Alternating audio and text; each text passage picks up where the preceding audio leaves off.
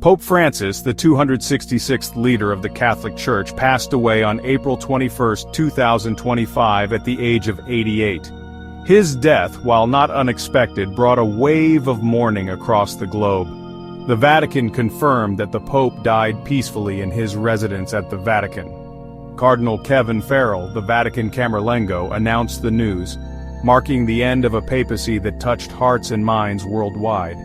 Pope Francis, born Jorge Mario Bergoglio in Argentina, had a history of health issues. He suffered from chronic lung disease, a consequence of having part of a lung removed in his youth. These health challenges resurfaced earlier this year when he was hospitalized for 38 days with double pneumonia.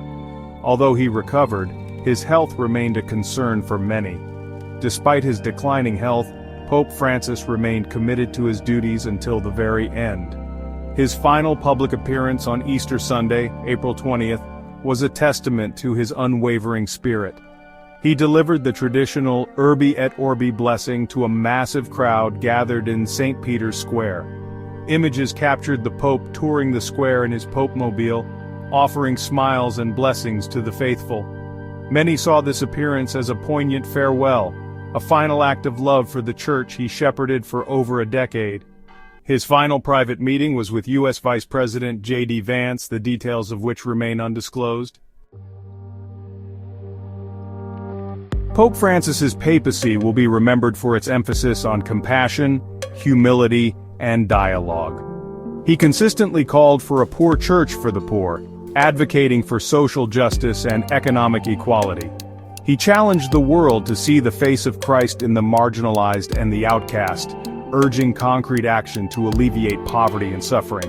His commitment to interfaith dialogue was another hallmark of his papacy. He fostered warm relationships with leaders of other faiths, particularly within the Jewish community. This commitment was evident in his numerous visits to synagogues and his tireless efforts to build bridges of understanding and respect between different religions. Despite his widespread popularity, Pope Francis's tenure was not without its critics. Some argued that he did not go far enough in addressing the Catholic Church's ongoing sexual abuse scandal. They called for more transparency and accountability, demanding concrete steps to ensure the safety of children and vulnerable adults.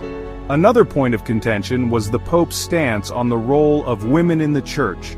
While he appointed women to key Vatican positions, he remained firm in his opposition to women's ordination. This decision disappointed many who hoped for a more inclusive and egalitarian church.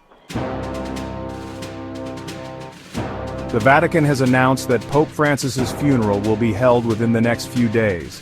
His body will lie in state in St. Peter's Basilica, allowing mourners to pay their respects.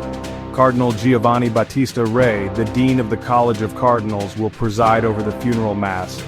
In the meantime, the College of Cardinals will convene to elect a successor.